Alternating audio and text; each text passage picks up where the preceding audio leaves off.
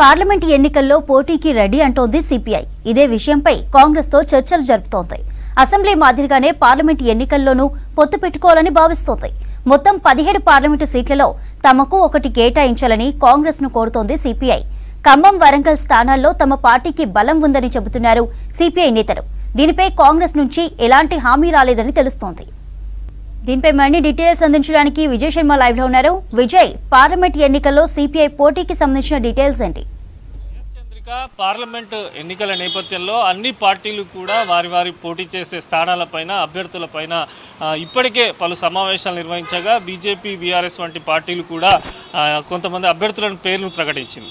అయితే గత కొద్ది కాలంగా కాంగ్రెస్తోని ఏదైతే అసెంబ్లీ ఎన్నికల ముందు నుంచి కూడా కాంగ్రెస్తోని పొత్తున్నటువంటి సిపిఐ పార్టీ పార్లమెంట్ ఎన్నికల్లో ఖచ్చితంగా పోటీ చేస్తామని చెప్పడం జరిగింది. రీసెంట్గా పార్టీ రాష్ట్ర స్థాయి కార్యవర్గ సమావేశంలో కూడా పార్టీ నేతలందరూ కూడా దీనిపైన చర్చించడం జరిగింది.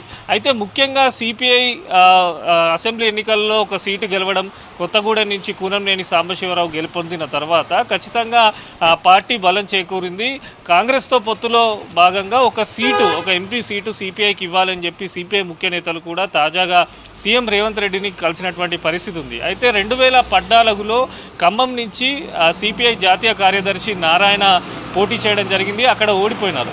తిరిగి మళ్ళీ అదే స్థానం నుంచి ఖమ్మం నుంచి లేదంటే వరంగల్ నుంచి 2 స్థానాలలో ఏదో ఒక చోట సిపిఐ పార్టీ పోటీ చేయాలని చెప్పి భావిస్తున్నది. ఇప్పటికే మనం చూసాం, రీసెంట్గా 2 రోజుల కింద వరంగల్లో కానీ ఖమ్మంలో కానీ సిపిఐ ప్రత్యేకమైనటువంటి సభలు పెట్టింది. భారీ ర్యాలీని కూడా నేతలు తివ్వడం జరిగింది. అయితే కాంగ్రెస్తో పొత్తు పైన ఇంకా క్లారిటీ రాలేదు. కాంగ్రెస్ ముఖ్య నేతలను సిపిఐ నేతలు కూడా సంప్రదిస్తున్నారు. ఎందుకంటే కలిసి వెళ్తేనే, ఇప్పుడు ఇండియా కూటమిలో కలిసి ఉన్నాం కనుక ఇక్కడ కూడా తెలంగాణలో మాకు ఒక సీట్ ఇస్తే మా సత్తా చూపిస్తామని చెప్పి కామ్రేడ్లు కాంగ్రెస్ పార్టీకి చెప్పినప్పటికీ కాంగ్రెస్ కూడా బలంగా ఉంది. ఎందుకంటే ఈసారి పార్లమెంటు మొత్తం 17 స్థానాలలో దాదాపు 12 నుంచి 13 స్థానాలు గెలవాలి అని చెప్పి కాంగ్రెస్ పార్టీ భావిస్తున్న తరుణంలో సిపిఐతోని మరి పొత్తు పెట్టుకుంటుందా పెట్టుకోదా అనే అంశం పైన ఇంకా క్లారిటీ ఎక్కడ ఇవ్వలేదు. అయితే ముఖ్య నేతలు అంటే వీరి మిత్రపక్షమైనటువంటి సిపిఎం అంటే కామ్రేడ్లకు సంబంధించి అసెంబ్లీ ఎన్నికల్లో మనం చూసాము, సిపిఐ కాంగ్రెస్తో కలిసి వెళ్తే సిపిఎం మాత్రం ఒంటరిగానే పోటీ చేసి కనీసము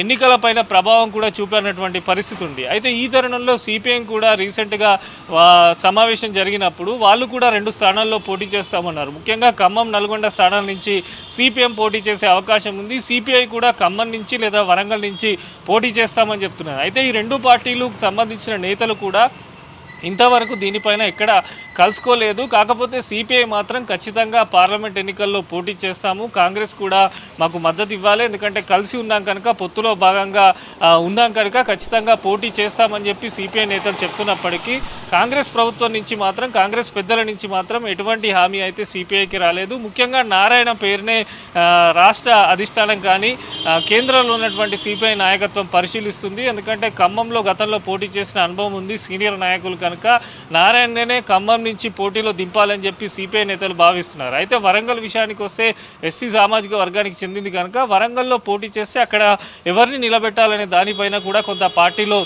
చర్చ జరుగుతున్నది. మొత్తంగా కూడా పార్లమెంట్ ఎన్నికల బరిలో కామ్రేడ్లు ఖచ్చితంగా బరిలో ఉంటామని చెప్తున్నారు. ఇప్పటికే ఇటు సిపిఐ, సిపిఎంకు సంబంధించి కూడా రాష్ట్ర కాంగ్రెస్ నాయకత్వం కూడా 2-3 సందర్భాల్లో వాళ్ళతో మాట్లాడడం జరిగింది. వారైతే ఖచ్చితంగా ఎంపీ సీట్ ఇవ్వాలని కోరినప్పటికీ మరి కాంగ్రెస్ పెద్దలు కానీ రాష్ట్ర నాయకత్వం కానీ సిపిఐ పట్ల మరి కలిసి వెళ్తారా లేకపోతే ఈ పొత్తుకు సంబంధించి ఎటువంటి నిర్ణయం తీసుకుంటారనే దానిపైన ఇంకా క్లారిటీ లేదు. ఎందుకంటే ఒక ఎమ్మెల్యే సీటు గెలిచిన తర్వాత సిపిఐ పార్టీలో ప్రతిరోజు కూడా పార్లమెంట్ ఎన్నికలపైన సమావేశాలు జరుగుతున్నాయి.